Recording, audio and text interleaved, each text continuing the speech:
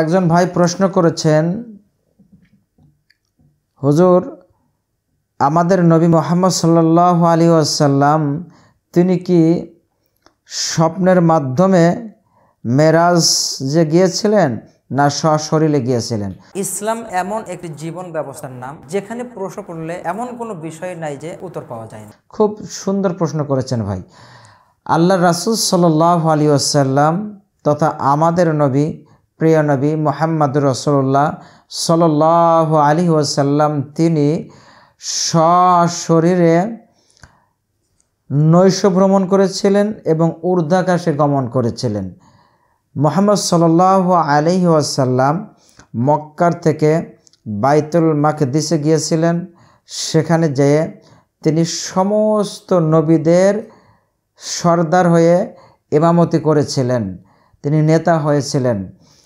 ওখান থেকেই আল্লাহ সুবহানাহু ওয়া তাআলা আমাদের প্রিয় নবী মুহাম্মদ সাল্লাল্লাহু আলাইহি ওয়াসাল্লামকে ঊর্ধ্বাকাশে গমন করান। প্রথম আসমান, দ্বিতীয় আসমান, তৃতীয় আসমান, চতুর্থ আসমান, পঞ্চম, ষষ্ঠ, সপ্তম প্রত্যেকটা আসমানকে তিনি পরিভ্রমণ করান। এক একটা আসমানে একজন নবী, দুইজন নবীর সাথে দেখা হয়েছে, সাক্ষাৎ হয়েছে, সালাম বিনিময় হয়েছে, কথা হয়েছে, যেটা সহিহ বুখারী হাদিস থেকে আমরা জানতে পারি।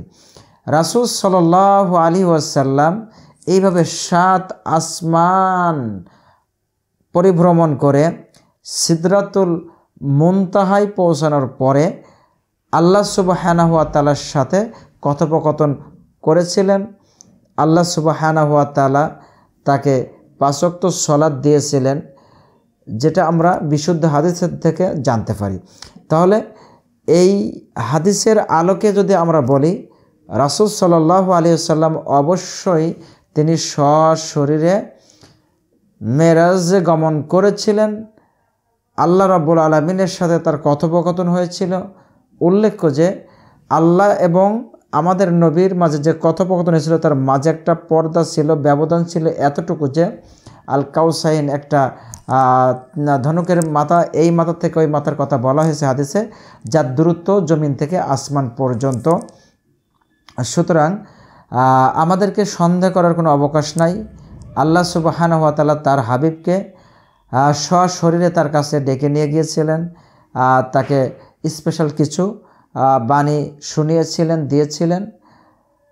আশা করি উত্তরটি বুঝতে পেরেছেন। তোমরা যা জানো না তা তোমরা জেনে নাও। আল্লাহ সুবহানাহু ওয়া তাআলা এই মর্মে বলেছেন, ফাসআলু আহলা যিকরি ইন কুনতুম লা তাআলামুন।